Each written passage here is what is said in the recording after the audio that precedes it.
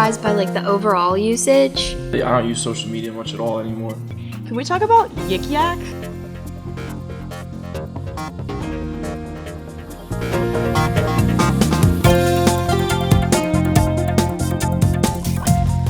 I don't really comment on a ton of posts unless it's like one of my friends. Anything that's I find interesting, I usually comment on. And sometimes like I'll even open comments as I'm watching a TikTok or something. So it definitely has a big influence and like hold in social media. I typically don't really look at comments unless they're like bigger posts, I guess more like controversial posts. However, I'm more likely to comment on like my friends' posts as opposed to like those bigger controversial posts, which is kind of like the opposite. But I still think that comments in general have a really big impact. I don't know if it's like just a habit that I've built, but anytime I'm looking at like a post, the first thing that I do is look at the likes, and then the second thing that I do is open the comments, whether that's on like TikTok, Instagram, mostly YouTube. I won't typically comment unless like you guys said, it's like a friend's post. Unless I'm on YouTube and I think something's like really, really, really good content, then I'll comment on it, but that's not super often. I usually don't go deep into the comments. Like Instagram, it shows like the top ones, and like I would check those out. I mean, I don't use social media much at all anymore.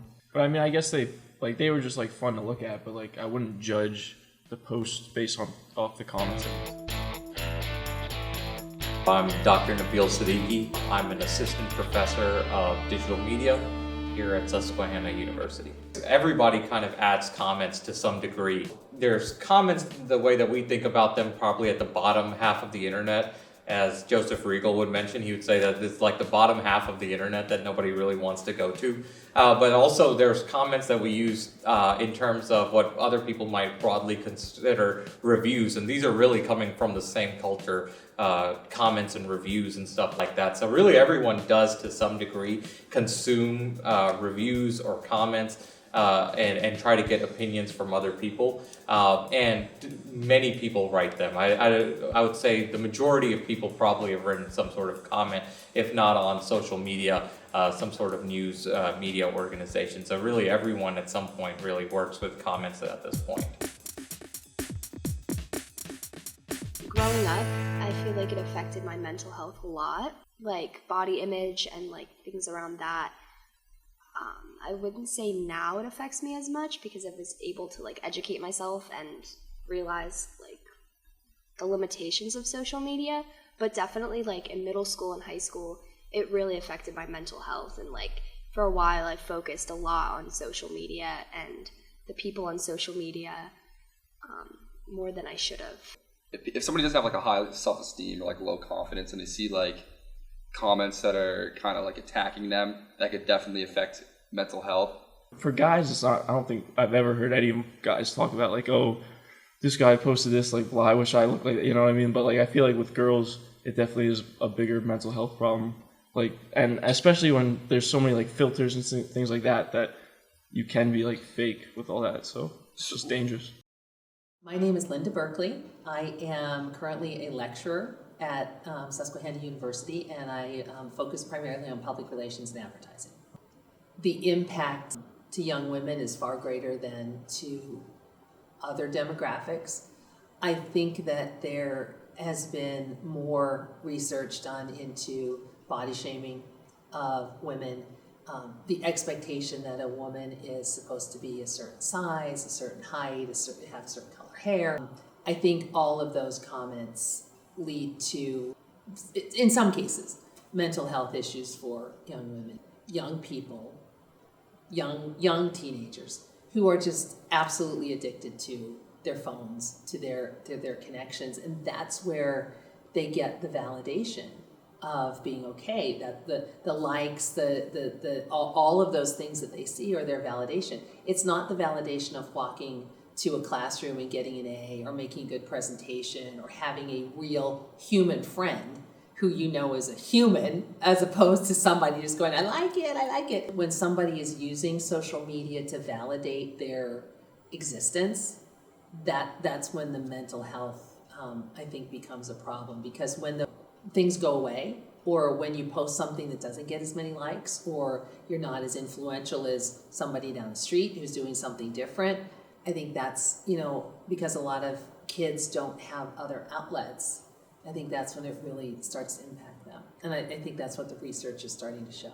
For women, it is a lot more prevalent, and I feel like it is a lot more hurtful. One, because I do feel like people are more likely to judge a woman based on her appearance and be brave enough to comment about that, at least based on what I've seen. And two, appearance is such a big part of a lot of women's lives growing up. I know it was for me. If I see a negative comment on someone else's post and I think that that person's prettier than me or more influential than me, then sometimes, it does affect my mental health. And I'm like, oh, well, if they think that about her, what would they think about me? So like you were saying, I think it depends on the person. I think it depends on their upbringing. Now that I'm older, I'm fine. But growing up, I didn't think that people would have the gall to comment negative things because I was a child. As long as you're older and educated, then chances are it's not going to affect your mental health as much as if you were a kid. Nowadays, there's so much of that everywhere that young kids are going to see that probably no matter what. If they're on social media, they're going to see a bunch of hate. Some of the things that they could see on the internet can just completely ruin their childhood, and not monitoring that, it's on the parents. Something needs to change, or else it's just going to keep getting worse, because people's lives are just getting more absorbed in the social media, which is, I think, very dangerous. I believe that comments do more harm than good, just because, and this is something that I'm discovering more and more recently, we as humans, it's not natural or healthy for us to be so connected and to hear opinions from that many people at once. And so I do feel like it does more harm, because typically, you'd only get opinions from the people that you'd ask for opinions from. Whereas now it's anybody can give their opinion, and who's not going to read the comments that you get? So even if they're hate comments, it's just a random person. I don't really care. They're probably eating Doritos, sitting on their bed, getting all gross. It could do a lot of harm to somebody, but also couldn't affect somebody else. To me, I kind of just see comments as something I could look at and get a chuckle if they're. Sometimes some trolling here and there is funny, but it depends on the person, I guess. So I'd say that just in general, it can do more harm than good, but it depends on the perspective you look at it. Typically, if it's a hate comment, I straight up just ignore it, because the more attention you give a troll or anybody trying to be mean, that's what they want. So, and I feel that's a general rule that most people our age follow. I feel though, that's not a rule that most people older than us follow, and I think that's kind of where we have hate speech comments getting more traction than they should. I typically just totally ignore them, even if I agree with them. If I disagree with them, I just keep scrolling, because it's just it's not worth my time. Having two younger siblings and knowing that they don't have the same mindset as I do, or even our age group does, it kind of makes me upset just to know that they're reading those comments and they're probably taking them to heart, or they're taking the post to heart as well. So that's the only thing that really makes me upset about it, because I'm able to just look at it and go about my day. So there's a lot of harm that can occur from comments. There's a lot of harassment that can occur. There's a lot of abuse that can occur. And as a society, we don't really know how to handle that right now. When we see people getting harassed online, we're oftentimes very quick to say things like, don't read the comments. There's certain types of comments that most people try to avoid. And if you get to a point where the avoidance of that comment or those comments is so negative that it sort of takes over the positive elements of it, then you're probably going to face more harm. Most people are much more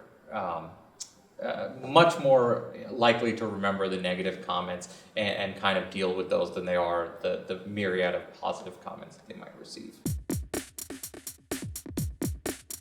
I can understand why some content creators would disable comments, because maybe they just got fed up with some things that they're seeing and there's too many hate comments, stuff like that. But I see a lot on social media nowadays, people doing something that they know is manipulative or that they shouldn't be doing it.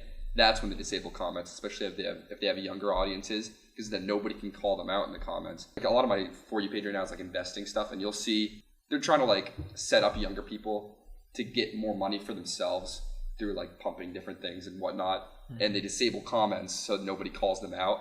That is my pet peeve, when content creators will disable comments just for the sake of them not being able to be called out publicly on their like own space, I guess. I think most of the time people disable comments, especially if they're big, is just for manipulative reasons. I also get a little heated about this as well.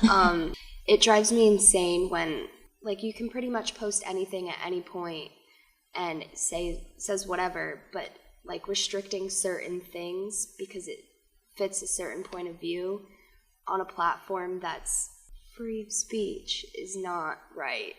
You can't just pick and choose what you're going to restrict and what you're not going to restrict. I think that goes with actual content creators as well. You can't just pick, like, what post you're going to restrict comments on and what you're not going to restrict. I remember there was like that video that this one girl put out called like Dear Fat People or something like that. Super terrible video, and I think she ended up disabling the comments, and like that's an example where it's like, grow a pair. Like if you're gonna put out a video like that, you need to be prepared for the comments that you get in return.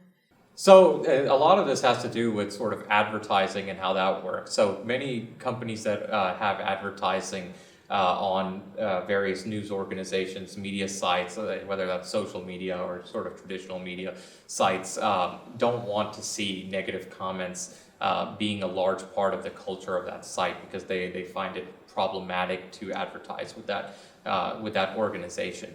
And so many content creators oftentimes just disable them because there's a lot of financial pressure to stop commenting at the bottom of their news articles and so on and so forth. At the same time, there's other people that just view that the comment section is not contributing to what they want to have discussed. So many cases, there's trolls, there's other individuals that might not necessarily be interested in sort of public discourse and are kind of just using that as a platform for some other sort of activity that they want to engage in. If you're the one who wants to stoke the fire, then yeah, you probably want to read the comments. If you're doing it legitimately because you want to share information, I would probably stay away from what people are saying, at least initially.